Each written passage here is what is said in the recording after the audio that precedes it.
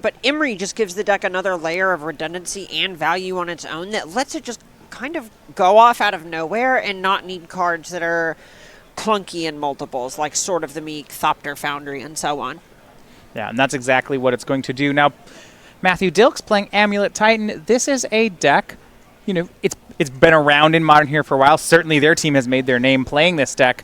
What it can do in this matchup is it can ignore as a paradoxical outcome. Okay, so you're the Amulet Master here. Talk to me about that a little bit. Well, when we look at the matchup, one of the things that the outcome deck does really well is create value. We create a 4 of like Emery. We see paradoxical outcome, something that's going to draw 5 cards. Now, Urza deck, because it has Moxes, Mox Opals, and Ambers, can come out of the gates pretty fast. But generally, it's not actually a fast combo deck. It creates value while making lots of 1/1 blockers, whether with Sai or Saheeli, and then combos on, say, turn 5 or 6, but does it really resiliently. The problem is those specific chump blockers in the matchup don't actually add up against Amulet Titan. Primeval Titan often has Double Strike, often has Haste, Engineered Explosives can clear things out of the way. All the tools that Urza uses to buy extra turns don't work here. So instead of playing a value game, Dylan actually has to try to go fast, and sometimes he has to go faster than his deck really wants him to go. Right, and I want to kind of focus on one of the things that you brought up in the Engineered Explosives. Amulet Titan gets to main deck this card, and it's incredibly effective against the Outcome deck, in spite of the fact that Outcome plays Engineered Explosives of its own. So we start here with the match. One thing that will help Dylan, his team is the 1 seed, so getting to be on the play here. This is still a racing matchup, so that puts him a turn ahead. Right, that's going to be absolutely colossal in just the fact that it's going to let him develop more. Prismatic Vista and Arkham's Astrolabe to start here for Dylan. But the things that you're going to want, and I was going to say maybe the most important card here for Dilks, is, you normally say it's Amulet Vigor, but I kind of like Sakura Tribe Scout. Dylan doesn't remove it. So this is a rampant growth every turn. Right, and you know, there's even a point where a turn 1 Sakura Tribe Scout is generally going to be better than a turn 1 Amulet of Vigor. You can play the Amulet the turn you want to go off and be fine. Tribe Scout, you want to have it on turn 1. Exactly. You see from Dylan, Everflowing Chalice on 1. And just passes. His hand actually, in other matchups, would be pretty powerful. He has 2 Mox Opals and a Paradoxical Outcome at the ready. That's a lot of card draw, a lot of mana early on.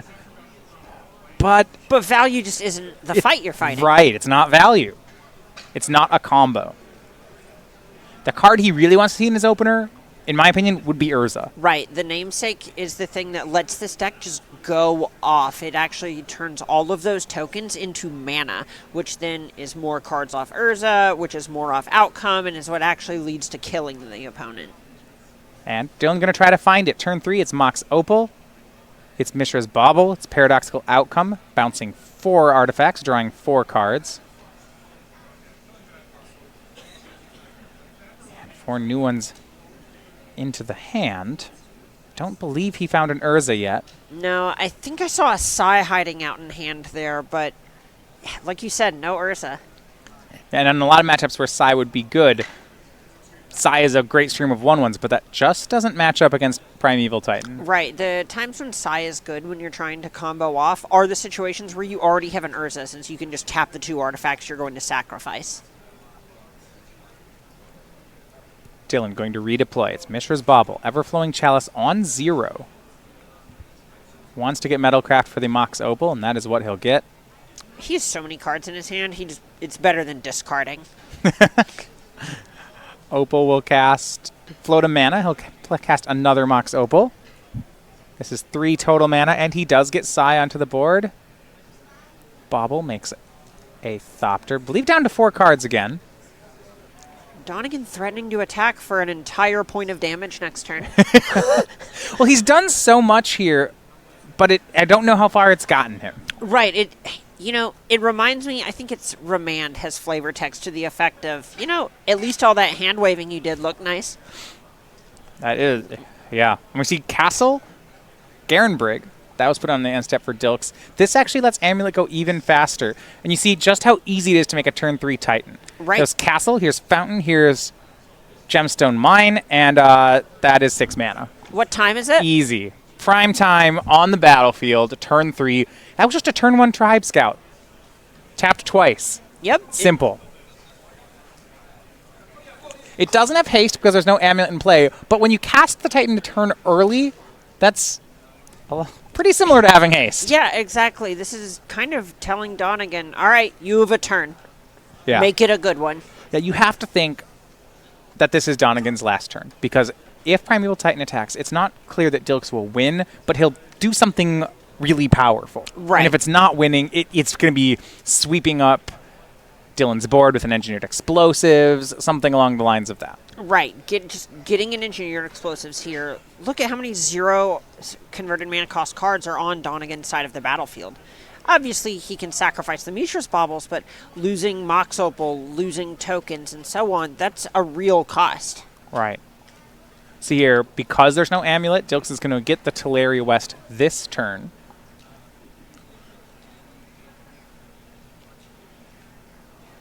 Looks like he's trying to figure out which bounce land to pair with it. And actually, I like to say it's 2 Teleria Wests. So this says to me that he has at least 1 bounce land in hand. Might have 1 in hand.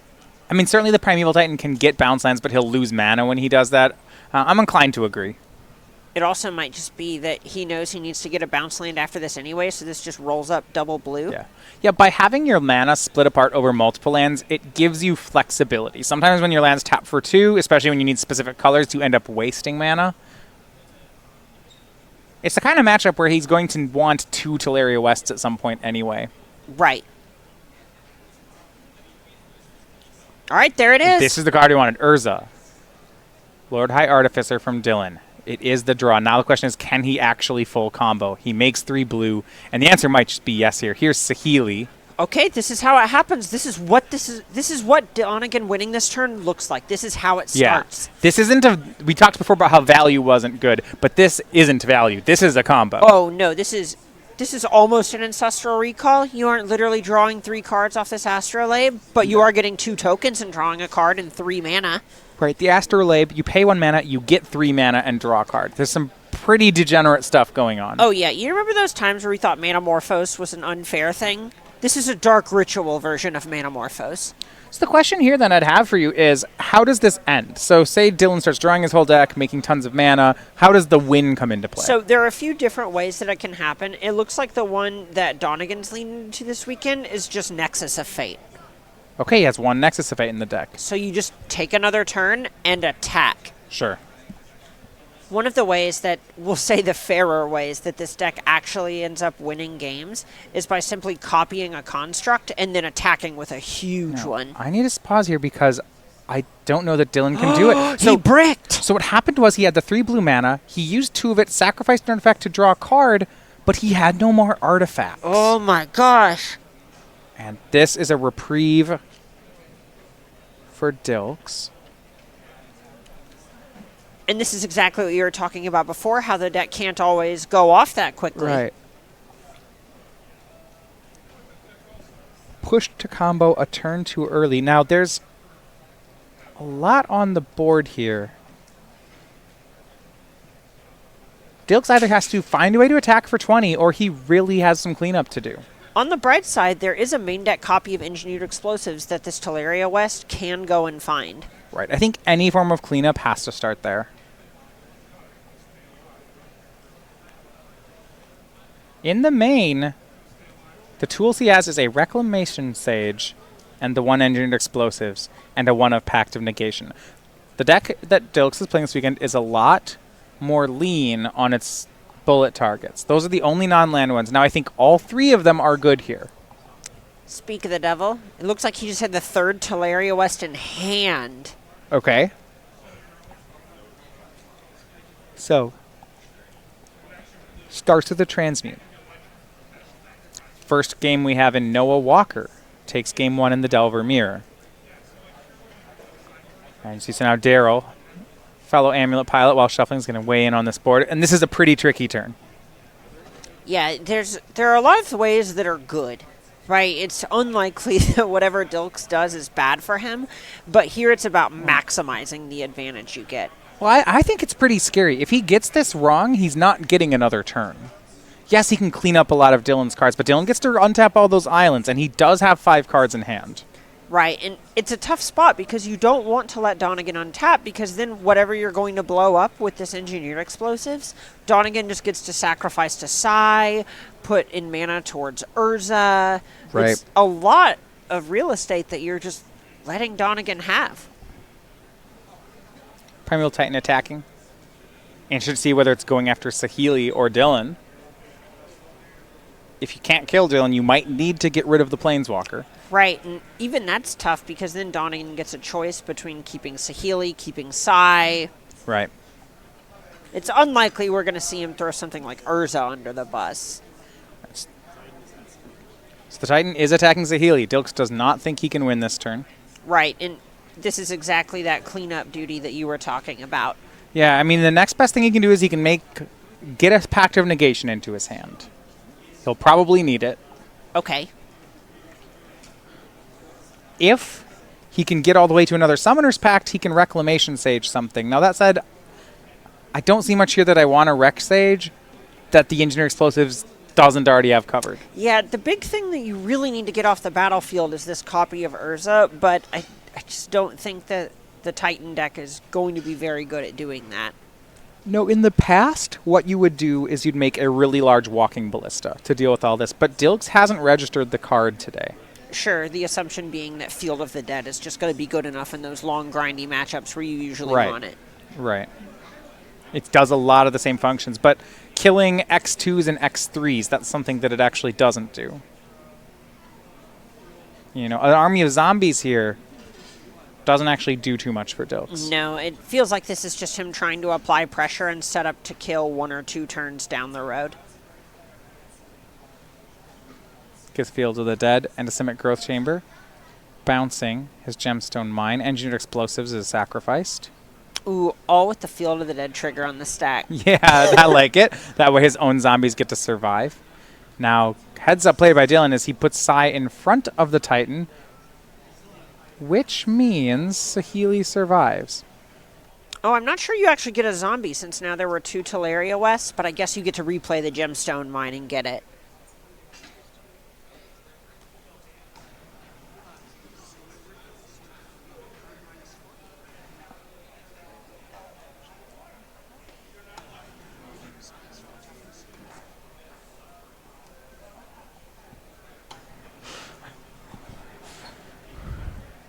And tutors up the Pact of Negations. These are the tools we were talking about. Crack the Explosives, gets a Pact. Now, the danger here is that these are one-ofs in his deck that he's used and can't rebuy. So he needs to, after this turn, really focus on winning, because after that, there's no more defense. Right, and, you know, there is 15 power in play, counting that Tribe Scout. All right. It's a good start, but we'll see. The question is, how much damage is Dylan going to do this turn? Did he find any artifacts? There are a lot of blue cards and a lot of lands in his hand. We see Paradoxical Outcome, Emery, some lands. Another Sai from the looks of things. And the question would be, what can he outcome, if anything? Yeah, this hand just, it feels unlucky on Dylan's side, and yeah, he picks up the cards. It's such a swing, right? So this is a matchup that can be tough for Dylan, but it got to a spot where I thought he was going to win. Right. You know, when he had that 6-card hand with the Urza, you thought Dylan's pulled this one out, and then he breaks on the draw. Yeah, and that's kind of what it takes on Dilks' side, is you need that brick to happen, and you need outcome to kind of just experience its fail rate. So a close one there, but Dilks comes out ahead, and we finish our game ones in Standard. Dilks' teammate John Rosum picking up a win. So their team 2-1 in the game ones. Okay. It just makes sense. 2/3 of Team Amulet has 2/3 of the wins. 2/3 of Team. Okay. It's but not by the Amulet players. You know, it's not like Dilks. It's not like Ayers and Dilks and Edgar all individually have the wins. Oh, that'd be disrespectful. They know how to put on if a that good was the show, score. okay? If the score was literally just all 3 of them winning. Yeah, let me tell you, Team Amulet didn't do so hot in the game ones. But we move over to the sideboard. So Dylan will be on the play. I actually like this in his sideboard, despite being mostly a mono blue deck. He has 3 copies of Oko, Thief of Crowns in his board today. That card's great at just checking some of the boxes and answering specific problems that the deck has. Like, in cases like this, you could even see it just turning a Primeval Titan into an Elk, or turning an Amulet of Vigor into an Elk. I like turning Amulet of Vigor into an Elk. Turning Primeval Titan into an Elk feels like you did it too late. Here's the thing. It's risky. Okay. Okay. Yes, continue. But no, think about that last game where Dilks, say, gets the 2 Teleria Wests, and then you turn off Primeval Titan. Okay. All right. Yeah, and games that doesn't have haste, yeah, it would be very good there. You're not wrong. So do you think Oko is good enough to come in? It's tough. It feels like a lot of what Donegan wants to be doing here is just leaning really far into the combo and trying to specifically tag Primeval Titan with something like Thought Siege. You can probably make a case for Stoic Rebuttal against a big mana deck. Yeah, I like both of those here, actually. That makes a lot of sense to me. Maybe Pithing Needle to try to hurt some of the lands, just hitting like Teleria West or Engineered Explosives. Those are all plays, and since it is it kind of does the Engineered Explosives thing, right, where it can be a combo piece that also is an interactive spell. Because a 1-mana artifact with no text is a reasonable card in Dylan's deck, I can make a case for it. Exactly. I'm not saying it's anything that's going to completely shut the whole deck off, but things like Outcome can even reset it. So Dilks is already qualified for the Players' Championship. For Dylan Donegan on the leaderboard, he's hoping to get there as well. We have just a few events left here in Season 2 in 2020, or 2019 as we work toward 2020. We are here in Philadelphia, but the remaining events we have are going to be in Indianapolis and Atlanta before the Players' Championship. Now, if you want to look ahead and want to be part of this race in 2020, that is going to be our Season 1. We now have the schedule published. You see our locations here: Columbus, Knoxville, Richmond, back here in Philadelphia, Indianapolis, regional championships in March, Baltimore, and Syracuse. Right now, we knew the formats of the first 3 events. As those events, the next ones come by, we will announce the formats. You can always see them on our webpage. And as we work our way back toward June 11th and 14th, it is SCGCon. That is the end of Season 1 of next year. I'm so excited that we're going back to Knoxville. We haven't been there in a long time. No, we haven't been there since November 18th and 19th of 2016. That is a very specific thing to know off the bat. Look, Matthias, I got the job for a reason. Give me some credit. So,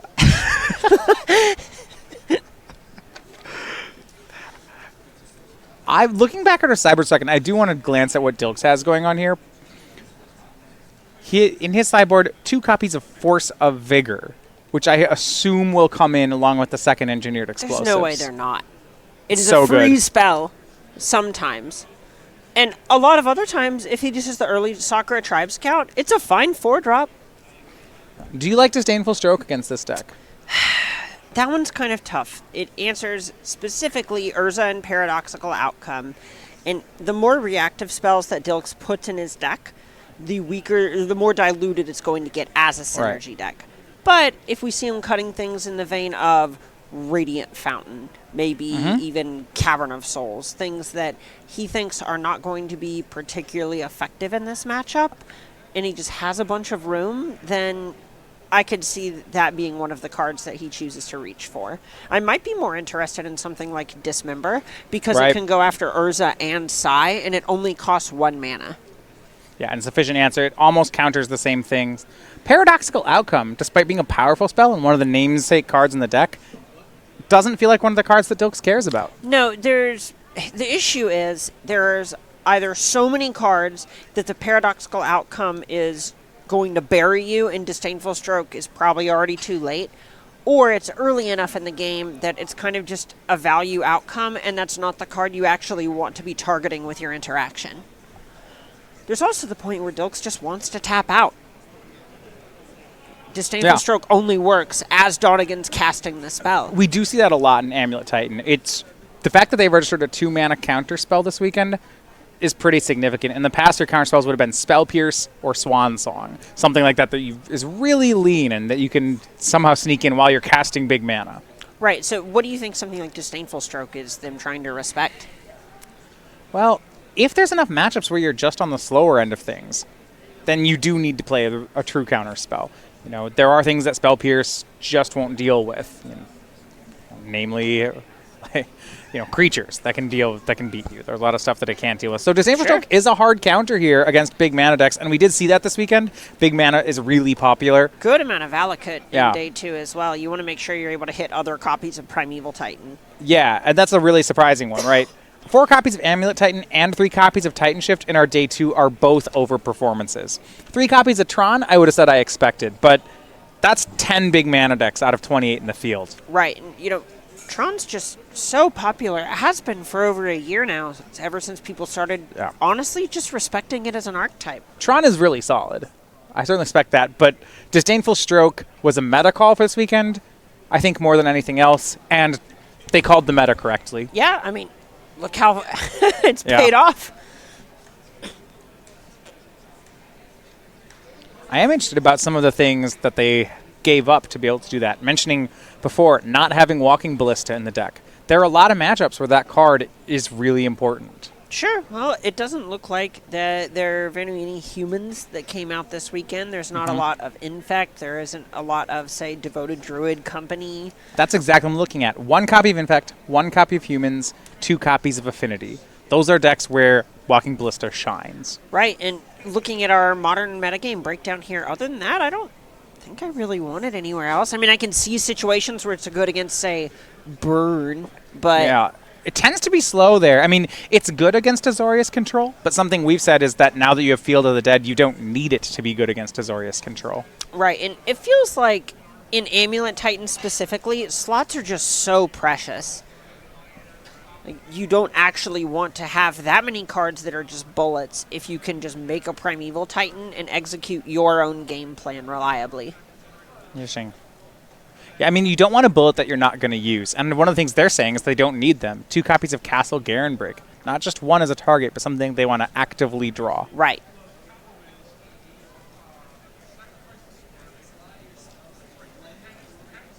Donegan is not at the face of someone happy with their opening hand. Going to go ahead and ask Noah about it.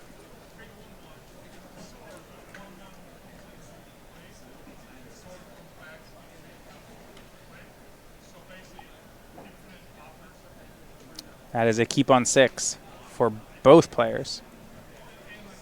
And here we go. It's going to be an Engineered Explosives on 1 for Dylan.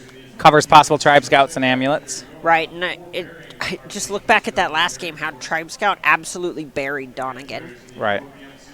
Interestingly, on Dilks' side, he'll go ahead and make the Tribe Scout right into the Amulet. Yeah, this is going to eat Donegan's turn, too. See Donegan's hand. Look, it might just be lands and Mox Amber. You can't feel too good about it, but if you felt like Engineered Explosives was going to be able to buy you some time, if it has anything like an Urza, you might just be tempted to keep it because you know it's your most important card. Right. Ancient Stirrings here from Dilks. Bounce land is an option. Tempting one is his Gemstone Mine went down to 1. Also, Engineered Explosives in the top 5.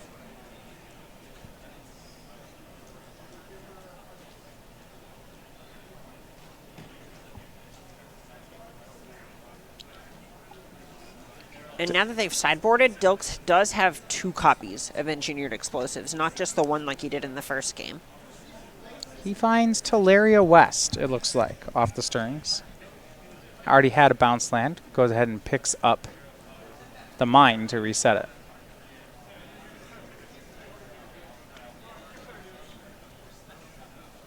And now's my question. Does Dylan actually have anything going on? It doesn't look like it. No, I mean, especially in this deck, right? At 3 mana, it's very strange to have a hand that wouldn't have a play here. No Astrolabe, no Sai, no Bobble. Emery or Chalice would also be plays here. Right. And on the other hand, he's stranding Dilks' Dismember.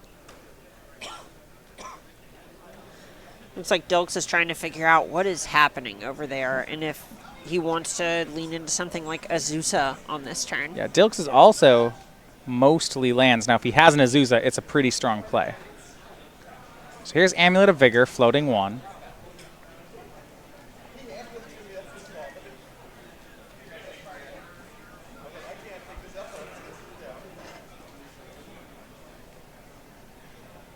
Thinking maybe he's going to pick up a bounce land, make an Azusa. It's just going to be Gemstone Mine. And a pass. Interesting.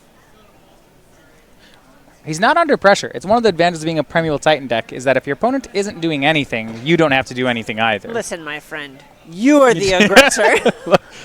I'll get around to killing you. I will go as slow as you let me.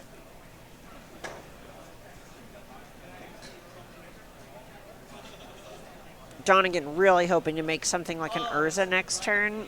He doesn't know that Dilks has Dismember, but that's what would make this hand to make sense. No one keeps 5 lands Engineered Explosives on 6.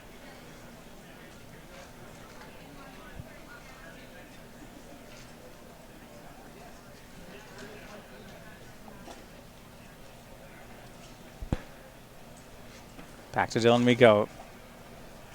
A snow-covered forest for Donegan. Threatening Oko. There we go. Here is Urza. Construct at the ready. Dilks does have the Dismember. Now there's a target for it. Urza will hit the graveyard as Dilks goes to 16. So a lonely 1/1 construct here. Some high artificer.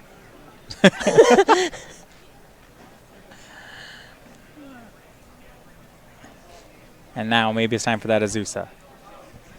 Without the land drop being made yet, Dilks could go Azusa, triple bounce land Titan if everything lines up here. It might be time. And much less threatening, it's just a transmute of Teleria West. Ooh, maybe that means it's time to get another bounce land. Well, here's Summoner's Pact. So actually, if you just want to go for a slow Titan, Dilks makes a land this turn, says go. Next turn, bounce land Titan. Yeah, that checks out.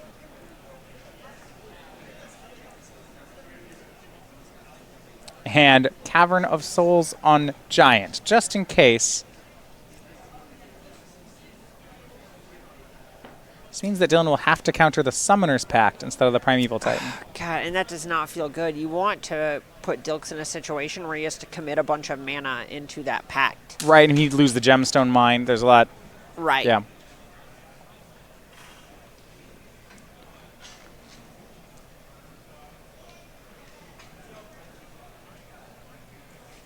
On 3, we have Sai. All right, that And plays. I think Dylan's going to try to overpower the Titan. We see Mox Amber makes a Thopter, Mox Opal makes a Thopter. So the Dylan now empty-handed, but 5 artifacts in play. This is 7 power total. Right, the Construct Or 8 swings power, in. rather. Dilks down to 11, but because there's an amulet on the board, that still might not be enough.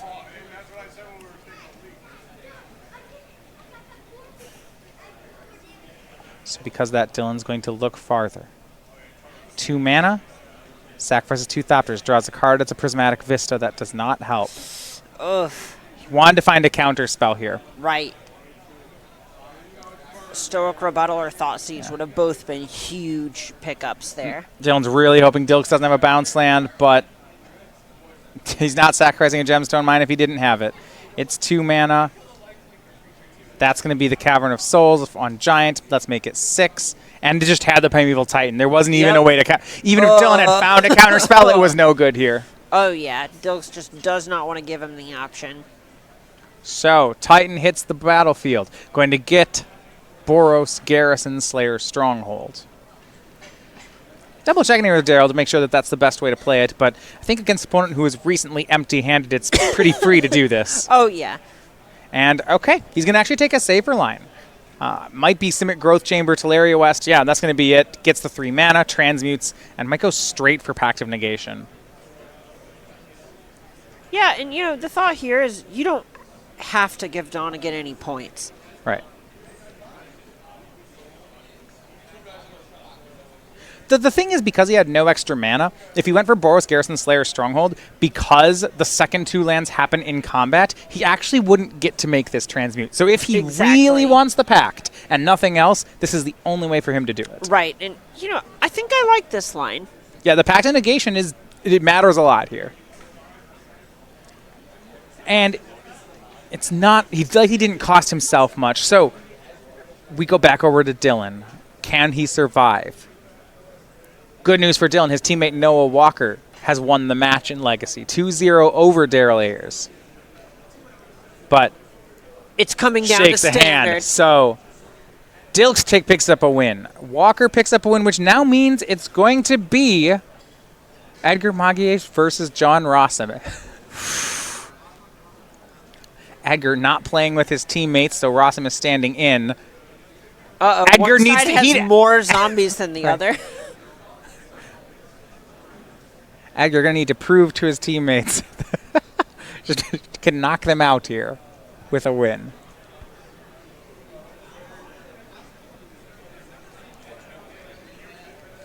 And 13 and 19 the life totals. Kenrith and Golos blocking, Teferi going down.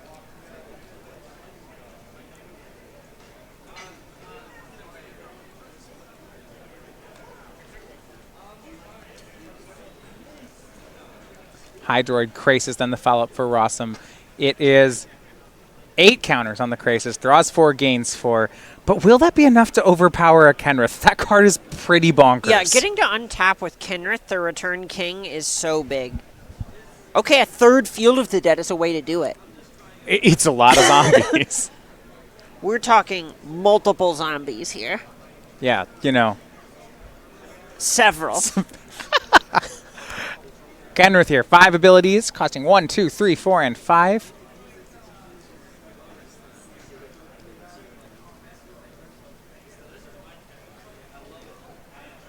And Edgar getting to untap with 9 mana. There's even a point where you can start looking at lines where you say attack with Golos in order to just reanimate your own Golos with Kenrith's 5th ability. Do we see red mana, though, for Edgar? There isn't any I to don't give think haste, he hasn't. but black is the reanimate one. Black's the reanimate. No, I mean for activating Golos. Oh, right. Well, I have good news. Okay, what's that? Golos can get a red mana if All it right. dies, and then you reanimate it. So don't block the Golos. Right.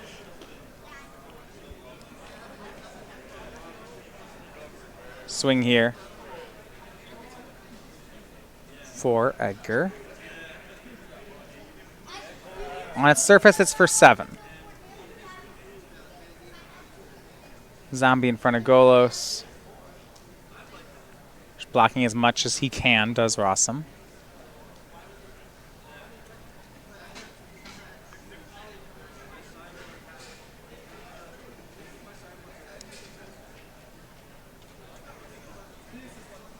And it's going to just be a Krasis of Edgar's own. That is not, I think, as strong of a play as he would hope for. No, and there's a point where, as this is going to sound like a joke, but you're at such a disadvantage if you're playing smaller Krasis than your opponent. Okay. Because on top of the fact that they're kind of what rule the skies, they're just the biggest bodies in the deck, that also means that you're just going to have access to fewer resources than your opponent. And right now, Rosum with those slim advantages. Krasis is slightly bigger. He has 1 more Field of the Dead. Now, the downside for Rosum, no Golos, no Kenrith. But goes for 5 mana. Maybe I spoke too soon. Here is a Golos. Just give it a second. Let's get 4 more zombies. There we go. Now up 4 Fields of the Dead to 2. And if he has a land in his hand to play this turn, he might have Golos mana online as well. Well, it has to be an untapped land. All right, so it's going to be just circuitous route for Rosum. Circuitous going to make 8 more zombies. That should really force Edgar to have the sweeper. Oh, yeah. That is... We're looking at a solid 30-40 power on Rosum's side of the battlefield. The question, though, is if Edgar has a sweeper, can Rosum set up to have double Wooburg? Well, if he has the sweeper, the Golos goes away. Just depends, right? If it's Deputy of Detention, it doesn't. If it's just a real sweeper. Right. So much going on. As far as sweepers go in Edgar's list, one-time wipe. That's in the sideboard. He has 2 Realm Cloak Giant as well. Does have 2 Realm Cloak Giant. The question is if he actually has one in his hand, because with these land drops that Rosum had afterwards, this is just... Oh, Edgar's so far behind on the battlefield. He can use Fire Off. No, he can't fire off a Golos. He still doesn't have the red mana. I cannot count the zombies on the battlefield. I'm going to level with you. I will tell you, they are countable. I don't know the actual count of them. I don't have near that many fingers. Right. Therefore, they are not countable. Boo. Look, because Edgar's counting them. See, they're countable. It's not fair. He gets to touch them with his fingers. Oh, I'm good at counting dice. Oh, I like that we're doing it this they're way. in 5s? Oh, so he has 4,555. I think that's what that means. Oh my gosh. Or he has 19. That's like... Is that more than 25? I think it's more than 25. Well, 4 is bigger than 2. So I think so. This one starts with a 4. Thanks, Matthias. You tell me the best stuff.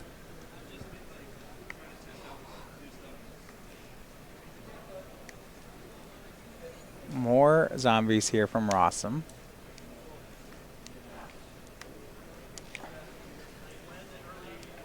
Bright side, unironically, Kinrith does gain a good chunk of life. Yeah, With the white ability, for 3 mana, it gains 5 life. target player gains 5 life. Okay. This card, all of its abilities are multiplayer oriented. I mean, it makes sense. Kinrith's the king of the 5 realms. All right. Another Field of the Dead here. So Edgar now on 3 fields. He has 7 zombies of his own.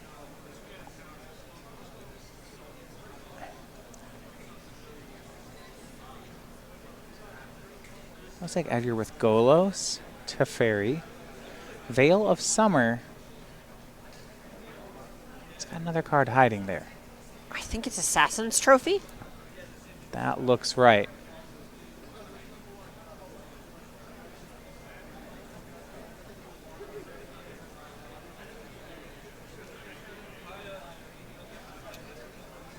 And another Golos from Edgar. That one gets Legend ruled away immediately. Finds a 4th Field of the Dead. So now 4 Fields of the Dead on both sides. Just gotta keep pace.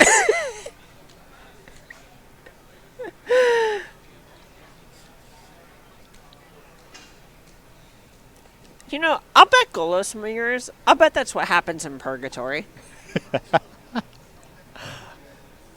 You have to keep pace. There's just more Fields of the Dead. The game never ends. No one ever dies. Well, they do, but then they just become zombies.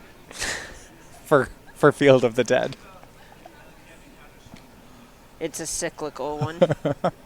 Here is Growth Spiral for John Rossum. Edgar just representing an extra 10 life. Well, I'm trying to make 4 more zombies. There we go, Edgar. Yeah, we're appreciate it. Appreciate it. Would you take this 3 off and then change 3 of the 5s to 6s? Well, hold on. 3 plus 5 is 8, though. So why are we changing it to 6? Yeah, that's a good point.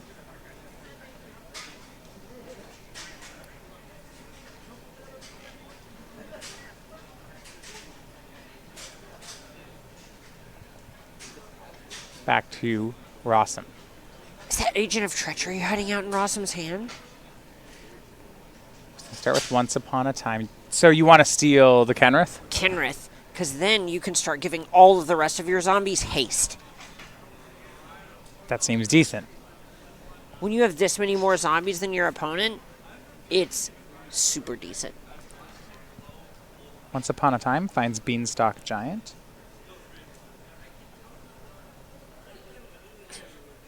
Cards on the bottom here. Yeah, I mean, if he can steal the Kenrith, certainly helps. I don't know if he needs to right now. These zombies can attack, but you're right. There is Agent of Treachery in hand. Beanstalk Giant's off on an adventure. No, it's in his hand, actually. So there's 4, 8, 9, 10, 11, 12, 13, 14 total mana, which puts you down to 7 for the Agent of Treachery. Down to 1 6. to feed Kenrith. You have 6 mana left over and a land drop for turn, right? So it's possible that between the Beanstalk Giant and a land, that you have 8 additional zombies attacking here, as well as the Kenrith and the Agent of Treachery themselves. So it's just worth 20 extra points, but that's also assuming...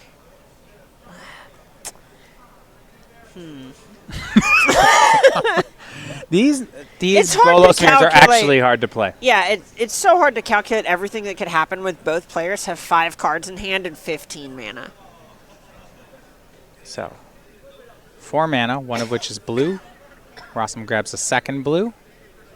That's mana 6 and number 7. Should be good for the Agent of Treachery. That's going to steal, we believe, Kenrith.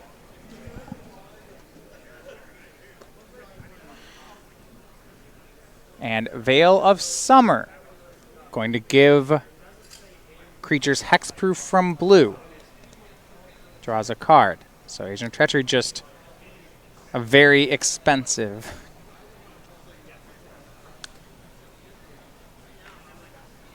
Tolarian Scholar. Tolarian Scholar is the one out of Dominaria that's a blue and 2 for a 2/3, right? Yeah. Yeah. All right. This one's double blue. I mean, it costs 7. There we go. Yeah. That looks pretty similar to the Agent of Treachery.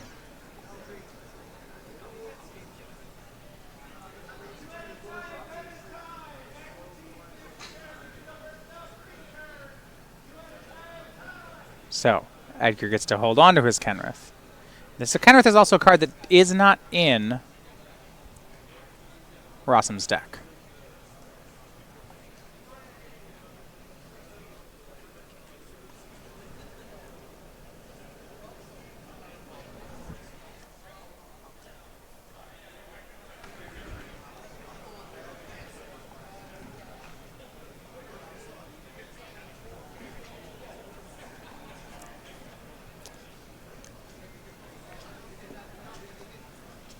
So, still 7 mana left over for Rosum. Probably weighing between casting cards from hand or just Golosing. Golosing. I'm still curious whether or not he can win with an attack here. Looks like he just got in with a Hydroid Crisis. Okay, so Edgar's down to 5, but there's going to be another turn. Another Agent of Treachery is actually in Rosum's hand, but the hexproof from blue still stands. So it's going to be just casting Beanstalk Giant for Rosum. Okay, so what's likely going on here is the assumption is that stealing Kenrith will happen next turn, and Beanstalk Giant is a lot of power to give trample to.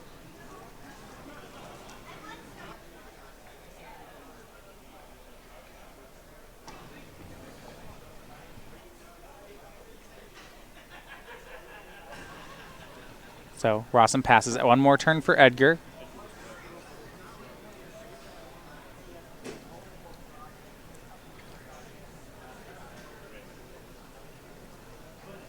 End step, Kenrith reanimated a Golos. Ooh.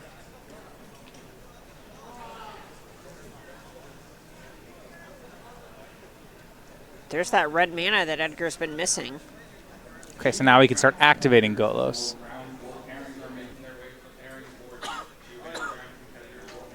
You see, no, not barely able to keep up with what's going on there. So lay out all the cards here. Does he actually have a red mana in play? Did he grab one? Yeah, there's a Temple of Epiphany hiding out up there somewhere. Okay.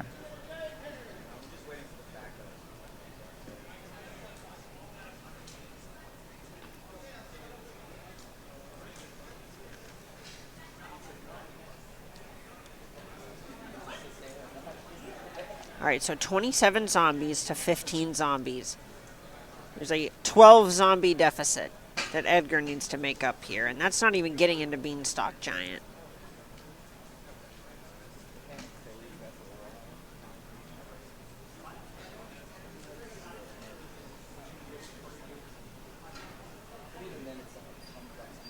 Circuitous route from Edgar. More zombies. He also has 4 Field of Dead, so that's 8 more zombies for Edgar.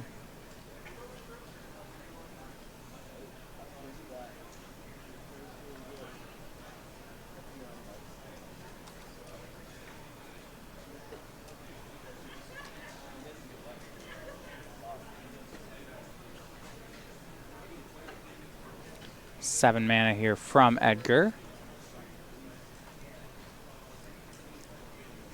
He's going to be casting his own Beanstalk Giant. Gets 8 more zombies.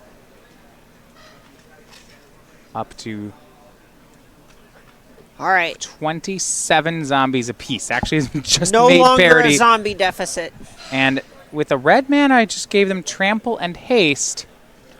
Is this lethal? Yeah. Well, hold on. He has the Assassin's Trophy. So if he puts Beanstalk Giant in front of Beanstalk Giant, he Assassin's gonna Trophy lose. the He's gonna Beanstalk lose. Giant, and he loses. But you can't stop it. Whatever. Right? There's actually no way to stop that. Right, no. Giant has Trample. I think Edgar's pulled it out. Whoa, okay, hold on. We'll see what... I think you're right.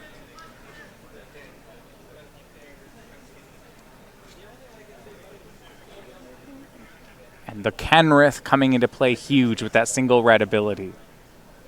Beanstalk Giant right now for Edgar. And you can see it on his hands, too. He knows. Oh, he is. Oof.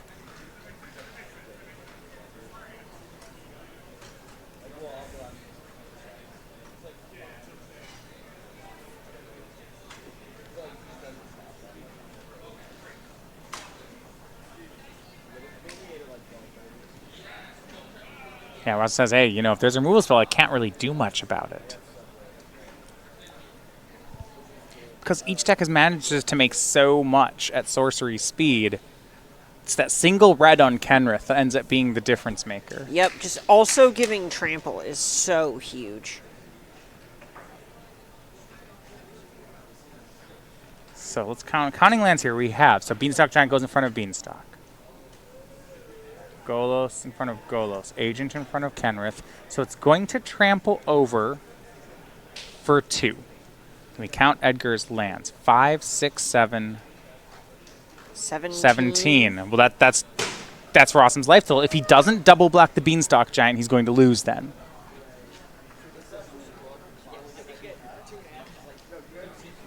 Well, it's hard to say what's even a productive amount of... Because we see that Kenrith is also trampling over...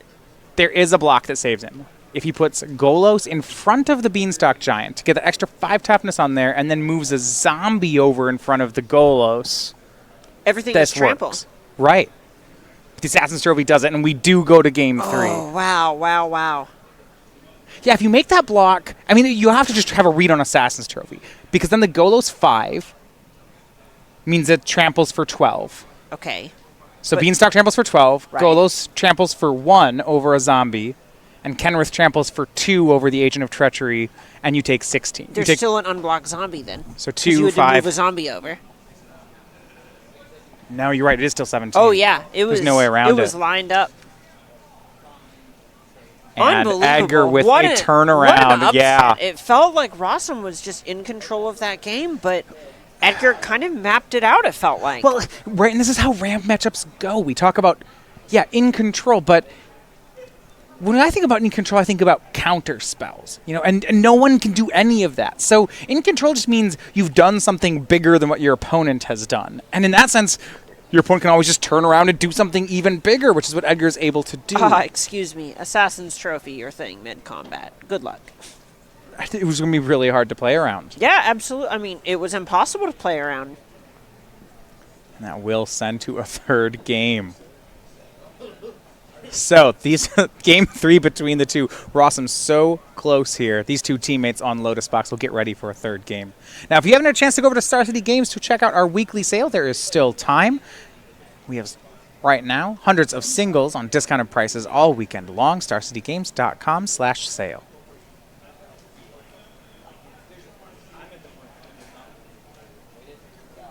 I love that art on Rest in Peace, but I feel like it might have been too soon when they made it. You know, it was right after War of the Spark when we found out that Gideon died. Spoilers.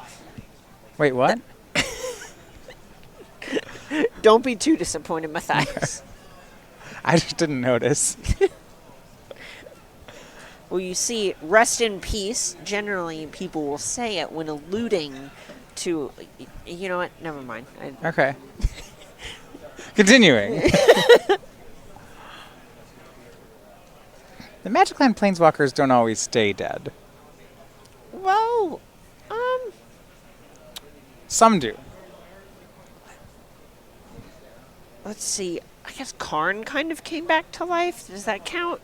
Well, we're going back to Theros this year. That's true. Oh, come on. We're definitely...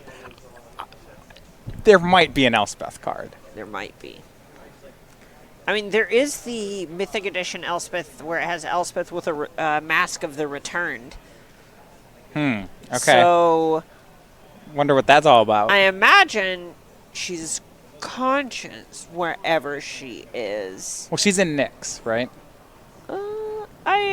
We're getting further into lore than I can go.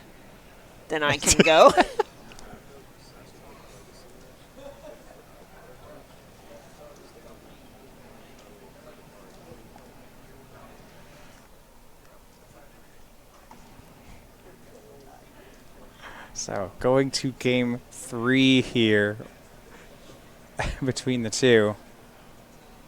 And this would have been a draw in the Swiss rounds. Yeah, we are at over 50 minutes. We are 51 minutes in, going into game 3. You can't say that the mirror matches here of Bant Golos are pretty lengthy, but they are interesting. Right. There's a lot going on. There are a lot of turnarounds, a lot of decisions. It doesn't even feel like anyone's taking that long. It's just there are so many things to do. There are just so many zombies.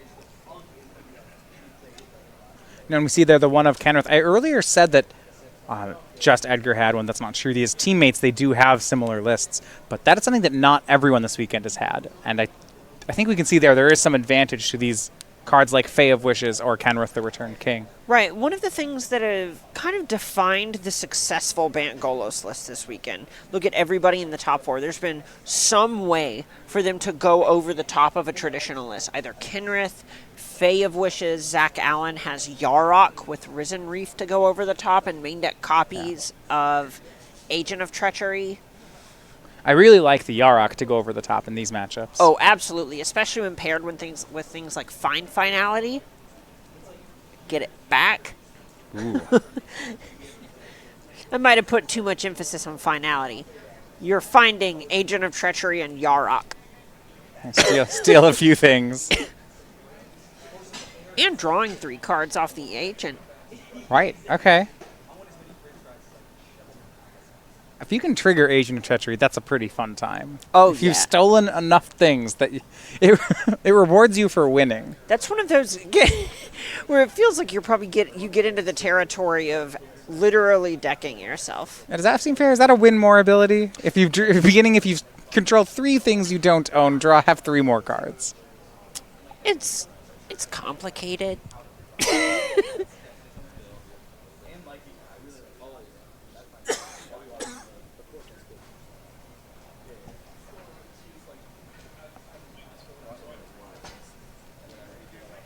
On both players.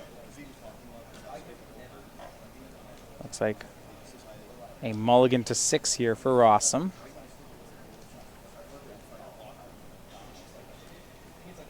He is kept. Edgar's still thinking about it. And one of the things about this matchup that can happen is, so the first few turns feel like they don't matter pretty frequently because everything just gets so gummed up. But if you just say miss a land drop too early, that can end up snowballing in a big way where you just get buried by zombies while you're still trying to develop. If one player can ramp and the other player can't, due to mulligans, hand composition, something like that, it will cause a short game. Edgar knows that, and that's why it looks like he's going to go to 5. Right, and there were some good cards in his hand. The first card that we saw go back into the library was a Golos. So this is likely just an incredibly disciplined mulligan on his part. You know, and in a ramp mirror, Edgar's on the draw. He does get the same number of cards as Rosum, even though he's down to mulligan. And because both decks are pretty slow out of the gates, this isn't a deal breaker that he's gone to 5 here. Right, and there are so many things like Circuitous Route to Fairy that all just make up that card anyway. Right. And when games go long and you have these high resource situations where no one's really grinding anybody down, the difference between having 15 resources to 16 resources is not that pronounced. Yeah, the scary part is going to be whether or not he can get to that point in the game. Right.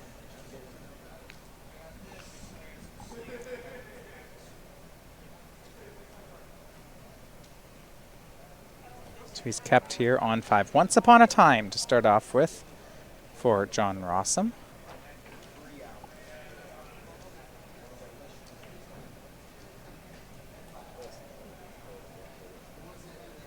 And I like this, just prioritizing lands. It's what's going to be important here.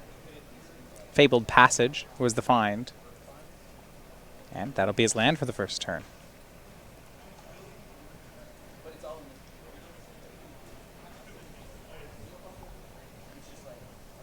And that's the question for the early turns, I think, is both players wanting to make sure that they hit land drops here. Right. That's what's going to be the stumble that just puts someone out of the game, even if it feels subtle.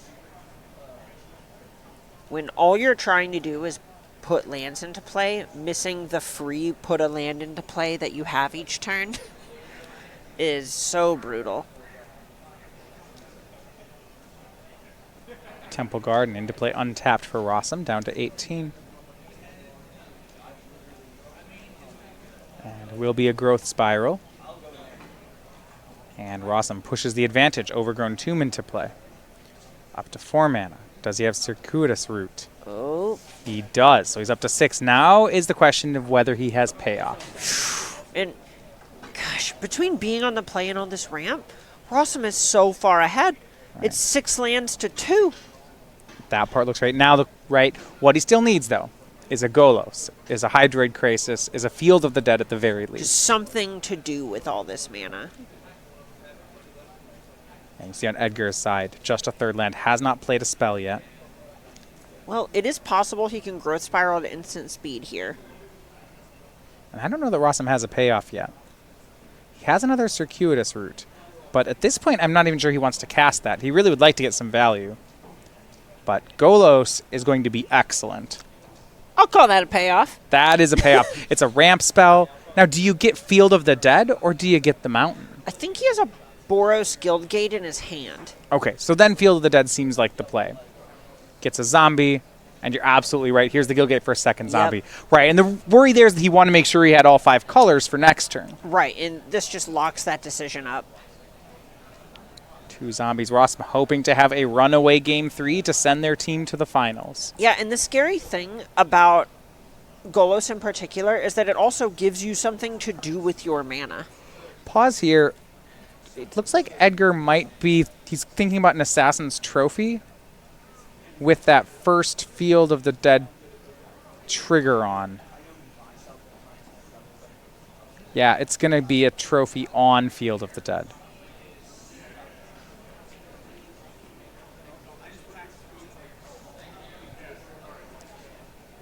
And Judge made a ruling, looks like that they'd passed that, so there was the second zombie.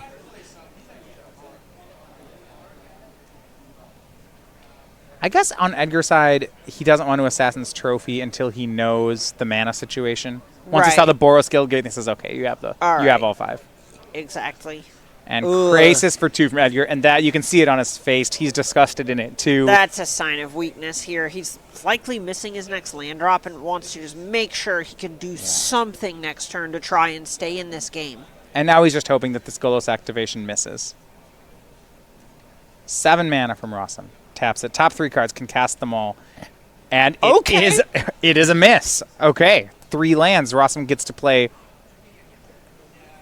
Yeah, doesn't get to do much here. Right, it has a Field of the Dead, which is a bit of a win, but Edgar's got to be happy about the fact that it's only a Field of the Dead.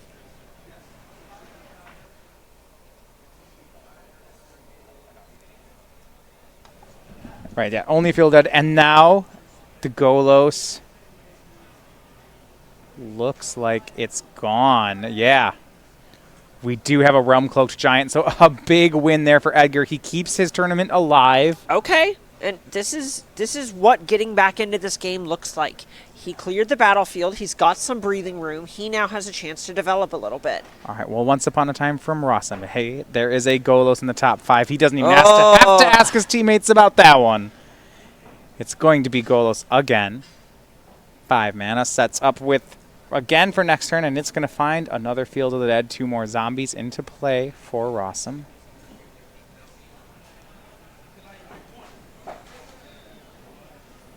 Fabled Passage, 2 zombies. That represents 4 total zombies, 2 of them with flash. Right. Even if Edgar has another removal spell for the Golos, even for the zombies, say it's the other Realm Cloaked Giant, there's still some risk here. Right, the door is really starting to close on Edgar here. Needs to have another sweeper to deal with this battlefield and Golos. Well, dealing with only the zombies is not good enough anymore. Yeah, he still only has 5 lands. He has not cast a ramp spell this game. I see a white card in his hand, but I think it's a Kenrith and not a Realm Cloak Giant.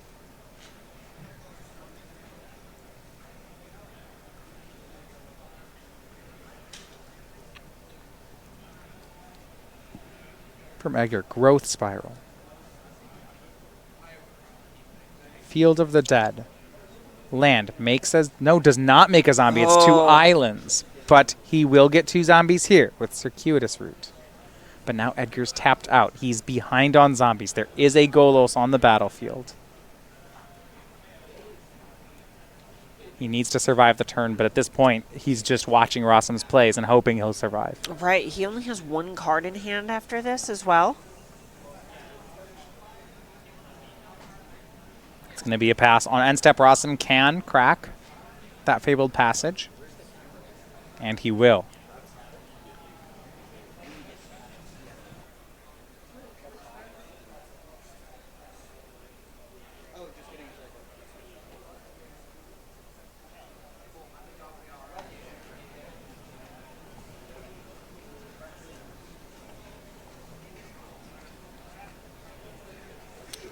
Six zombies from Rosum. This is 15 power.